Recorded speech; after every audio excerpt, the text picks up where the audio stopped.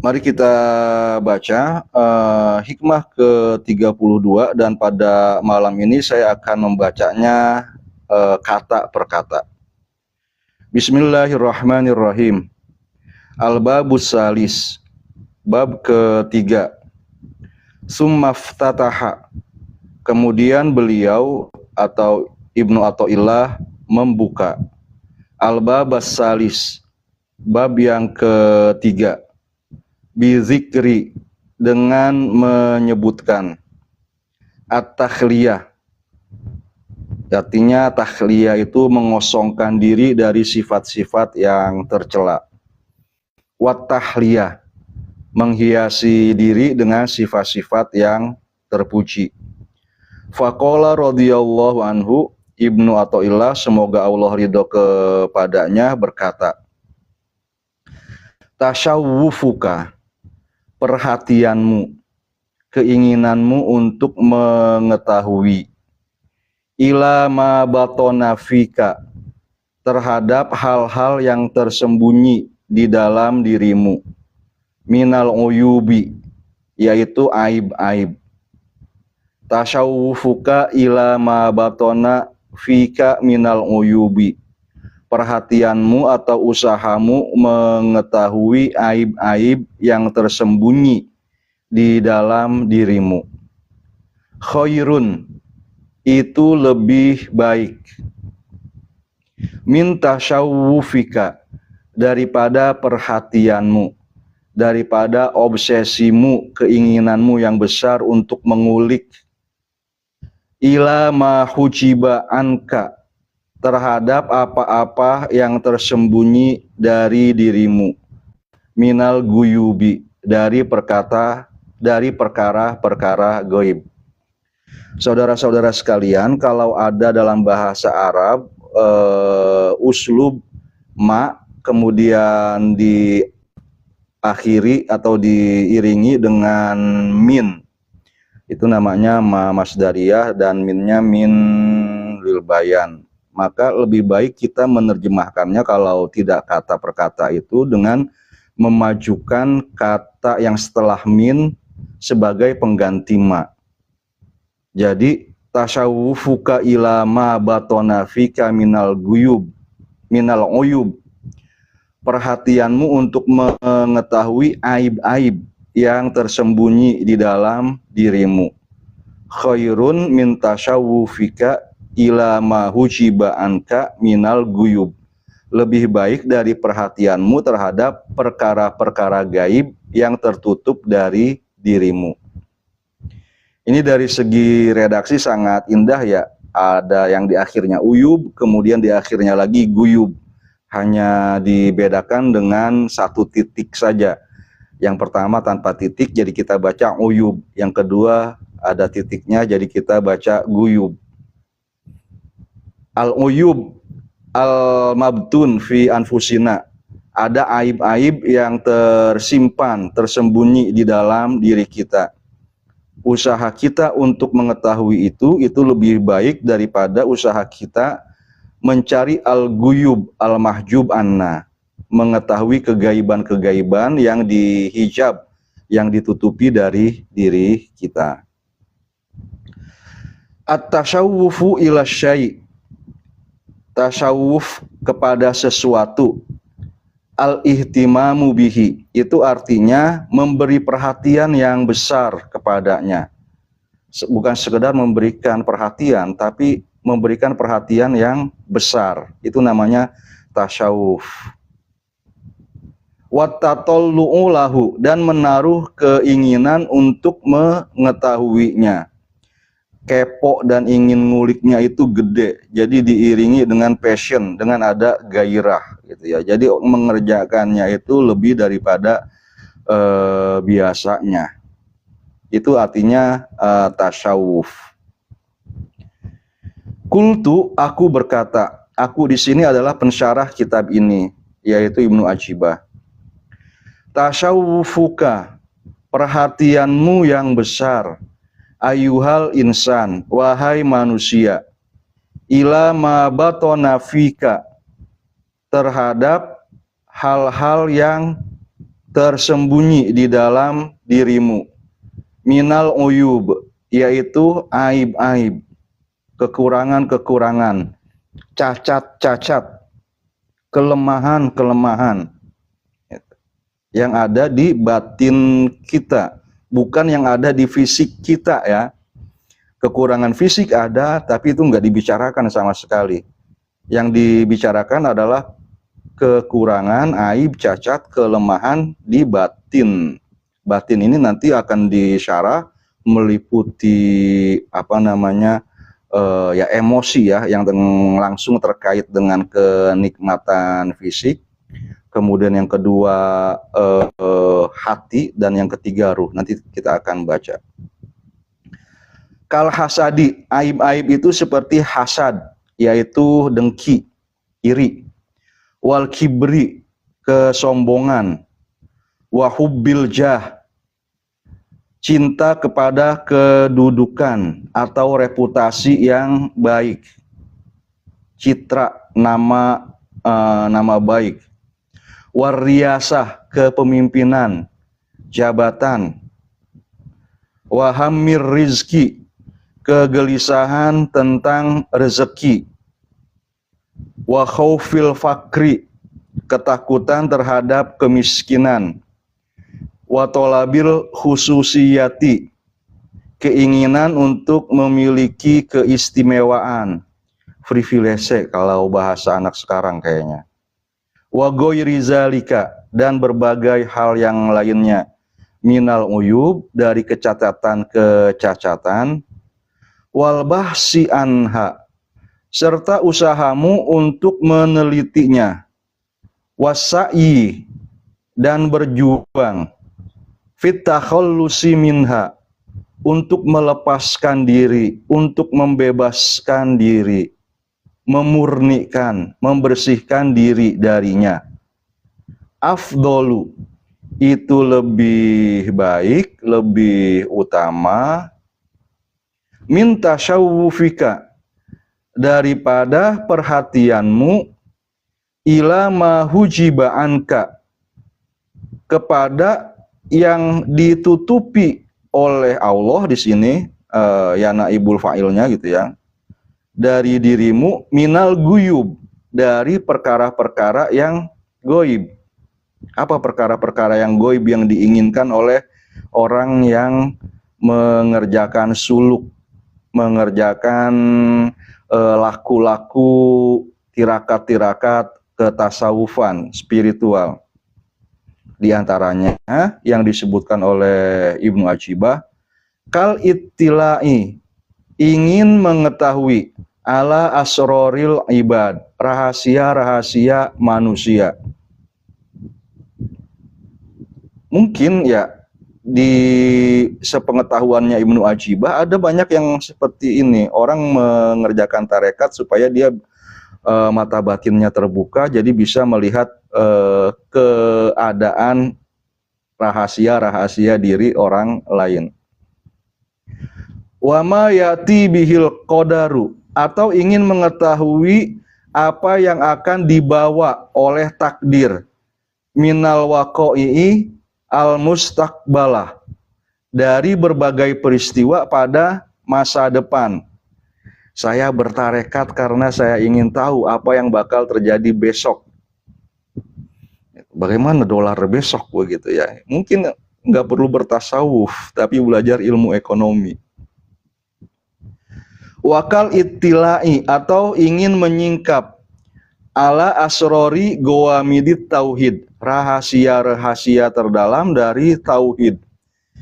Kan ada banyak pertanyaan kita tentang diri kita, tentang alam semesta. Ya misalnya kalau sedang merenung, ya bagaimana Allah menciptakan alam semesta, awal asal muasalnya itu seperti apa? Mungkin itu terlintas di dalam pikiran kita. Kita belajar tasawuf untuk bisa menyingkap misalnya misteri seperti itu. Ini kata Ibnu Ajibah termasuk aib batin. Qoblal ahliyati lahu, sebelum kita memang memiliki kompetensi, kelayakan untuk memahaminya. Artinya kita ngoyo ya, pada level rendah sudah mengidam-idamkan kemampuan hal itu. Hal yang seperti itu, seperti akan dijelaskan, itu adalah anugerah yang diberikan oleh Allah. Kita tetap harus mengerjakan syariat, mengerjakan tarekat, tanpa punya harapan, tanpa mendambakan seperti itu. Tapi kalau ada orang yang mengerti, misalnya bisa membuka, ya katakanlah nabi atau wali-wali yang suci, mereka semua mengetahui hal-hal yang tadi, yaitu sebuah kemungkinan. Lianna tasyawufaka, sebab perhatianmu, ila ma batona, terhadap yang batin, terhadap yang tersembunyi, minal uyub, dari aib-aib, sababun, merupakan penyebab, fi hayati qalbika, bagi hidupnya hatimu. Hati kita harus dihidupkan. Aib-aib itu membuat hati kita menjadi keras, membatu, seperti hati yang mati. Itu yang harus kita ingin ketahui. Wahayatu qalbika, sebab hidupnya hatimu itu, sababun, adalah sebab, fil hayatid daimah, bagi kehidupanmu yang abadi. Kita tahu dari penjelasan agama atau dari kajian filsafat bahwa hakikat manusia itu bukan kehidupan fisiknya. Kehidupan fisik itu terbatas dari lahir sampai meninggal dunia. Selain fisik, kita punya jiwa yang berasal dari Allah dan akan kembali kepada Allah. Dia bercampur dengan tubuh hanya untuk sementara waktu saja. Kematian itu adalah awal dari hidupnya jiwa kita dalam bentuk kehidupan yang lain. Kehidupan yang disebut oleh agama sebagai kehidupan yang daima, kehidupan yang abadi. Baik dalam kebahagiaan di surga atau nauzubillah dalam kesengsaraan. Hayatu qalbika sababun fil hayatid daimah.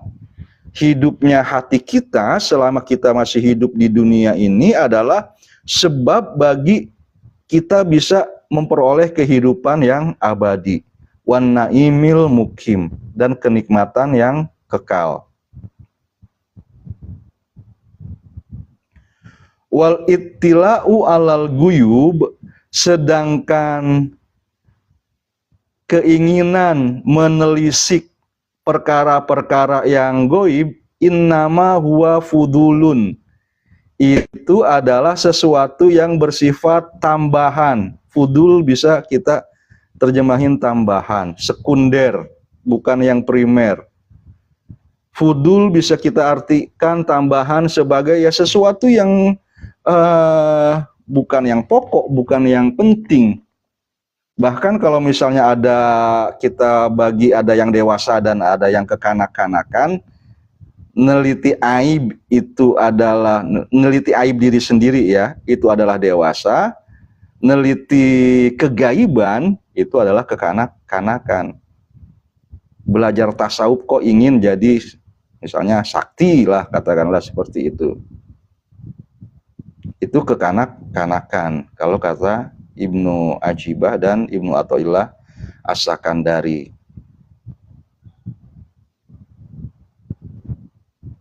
Wa qad yakunu sababan fi halakin nafsi. Nah, ini menarik. Keinginan kita untuk terbuka mata hati seperti itu, mukasyafah misalnya sebutannya, atau musyahadah pada yang bukan levelnya sebelum kita mencapai makomnya, gitu. Itu bahkan sering menjadi sebab kebinasaan jiwa. Ini saudara-saudara mungkin yang disebut di masyarakat sebagai belajar tarekat lantas nggak ketaekan. Nggak ketaekan itu nggak bisa naik ke level berikutnya ya. Sehingga dia menjadi korslet gitu. gila, semacam seperti itu. Katisofiha, seperti tersifatinya jiwa kita itu, selain si korslet tadi gitu kan, disebutnya nggak waras, bil kibri, tetap waras, tapi menjadi orang yang sombong. Waru'yatil maziyati, dan melihat ada kelebihan, ada keunggulan pada diri sendiri, alan nas, dibandingkan dengan orang lain. Karena banyak amalannya sebagai pelaku tasawuf, dia merasa seperti itu, sombong dan lebih unggul dibandingkan orang lain. Wasayati li Syekh, nanti Syekh Ibnu Athaillah As-Sakandari akan menjelaskan manit tola'a ala asroril ibad, orang yang dianugerahi oleh Allah kemampuan untuk mengetahui rahasia hati, gitu kan, misteri-misteri batiniah orang lain. Itu terbuka mata hatinya gitu, apa namanya, indra keenam atau apanya lah mau disebutnya, ahli hikmah yang bisa melakukan hal seperti itu. Walam yatakhallaq birrahmatil ilahiyah, lantas dia tidak berakhlak dengan kasih sayang ilahi. Artinya tadi nafsu-nafsu manusiawinya enggak berhasil dia jinakan, menjadi lebih unggul, menjadi sombong dan sebagainya. Gitu. Dia nggak menjadi penyayang, nggak bisa menutup rahasia, misalnya sebagai konselor atau pembimbing. Karena tilauhu fitnatan alaih, maka pengetahuannya itu justru akan menjadi fitnah, akan menjadi bencana bagi dirinya. Fitnah di sini artinya bencana, bukan hoax atau berita dusta tentang orang lain. Fitnah di sini adalah bencana. Wasababan ya jurru, dan penyebab yang menarik al-wabal ilaihi, yang menjadi penyebab dirinya terseret kepada kebinasaan. Itu dia. Wa'lam annal uyuba salasah, ketahuilah bahwa aib yang dimaksud dalam hikmah ini itu ada 3 macam. Tadi saya sudah singgung, bukan aib fisik ya, gitu ya, bukan cacat apalah di panca indera atau di organ tubuh kita, tapi aib yang terbagi menjadi 3 macam. Uyubun nafsi, yang pertama aib-aib nafsu. Wa uyubul qalbi, yang kedua aib-aib hati. Wa uyubur ruhi, yang ketiga aib-aib ruh. Apa itu uyubun nafs? Fa uyubun nafsi ta'alluquha bisyahawatil jismaniyah. Yang dimaksud dengan aib-aib hawa nafsu adalah kemelekatan diri kita dengan syahwat-syahwat jasmani, katibil ma'akili wal masyarib, seperti kesenangan yang berlebihan terhadap makanan dan minuman yang lezat. Mungkin bukannya makanan dan minumannya saja yang lezat, tapi suasananya yang nyaman juga lah misalnya. Fungsi makan kan untuk menguatkan tubuh supaya bisa ibadah, supaya bisa belajar. Tapi lantas ya industri membuat makan dan minum ini menjadi misalnya dengan iklan-iklannya dan sebagainya. Enggak sekedar itu, tapi makan yang enak, makan dalam suasana yang enak. Sekali-sekali nggak apa-apa, bagian dari ibadah, pergi bersama keluarga, makan bersama di kafe, atau di warung, di restoran yang enak. Tapi itu nggak menjadi gaya hidup gitu, sesuatu yang dikejar untuk memenuhi tadi kemelekatan nafsu kita terhadap makanan yang enak, suasana makan minum yang enak. Yang kalau nggak begitu malah jadi nggak makan, yang mengorbankan misalnya keperluan-keperluan yang lainnya. Wal malabisi wal maraukibi, kesenangan terhadap pakaian-pakaian dan kendaraan. Ya sekarang ditambah lagi dengan gadget ya. wal masakini wal manakihi wasyibhi zalik, kesenangan terhadap tempat tinggal, pasangan, dan hal-hal yang sejenisnya. Hal-hal yang sejenisnya itu tinggal kamu para Gen Z misalnya. Ya di sini ada beberapa mahasiswa, ada Zidan yang namanya nama akunnya ini sama dengan namamu. Kemudian yang lain ada yang hadir juga tapi saya nggak tahu siapa di kelas namanya. Tinggal ditambahkan saja supaya lebih kontekstual dengan kondisimu sebagai Gen Z misalnya. Tapi jenis pertama yang harus kita teliti dan lantas kita takhliyah, kita kosongkan, kita bersihkan dari diri kita adalah aib-aib nafsu. Aib-aib nafsu artinya kemelekatan, attachment, keterikatan diri kita dengan kesenangan jasmani. Kalau kamu mau meneliti skripsi atau ya bikin artikel misalnya di prodi bimbingan dan konseling, maka apa yang saya baca ini, ya rekaman-rekamannya ada di channel YouTube saya itu bisa membekalimu untuk teori-teori bimbingan konseling Islam yang tidak seperti biasanya hanya merujuk kepada teori-teori bimbingan konseling atau psikologi barat.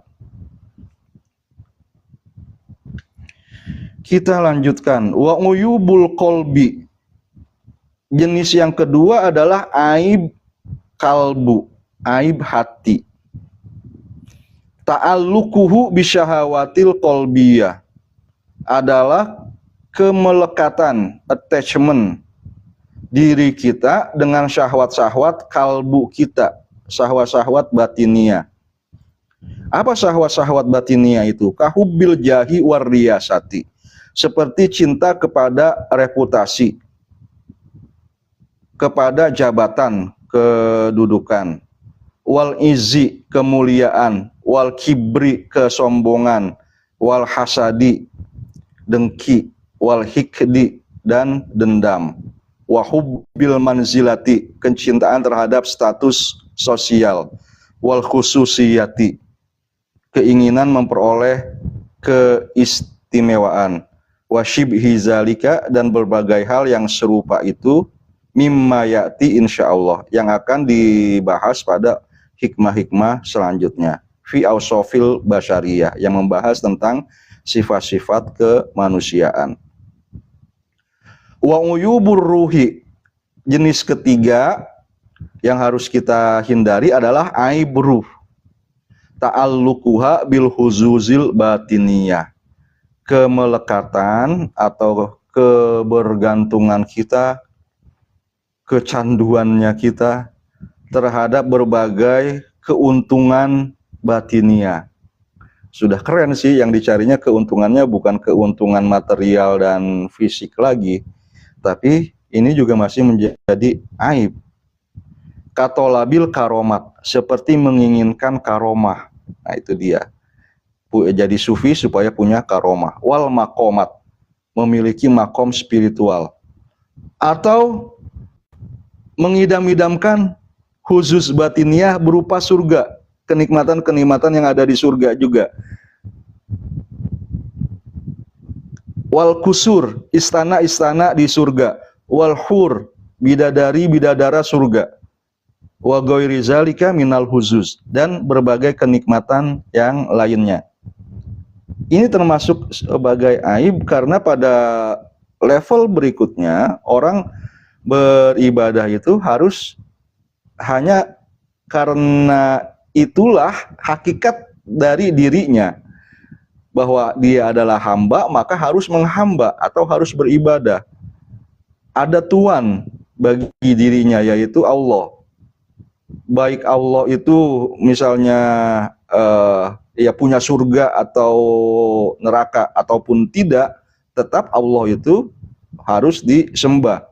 Tapi tentu saja Allah adil, membalas yang taat kepadanya dengan surga, membalas yang menentangnya dengan neraka. Tapi akhlak penghambaan pada level ini tidak boleh menghamba demi mengidamkan gitu, dengan mengidam-idamkan balasannya itu, sehingga misalnya ada keinginan juga menagih kepada Tuhan, bahkan ya bisa kita terjatuh gitu kan kepada sikap yang lebih tidak baik.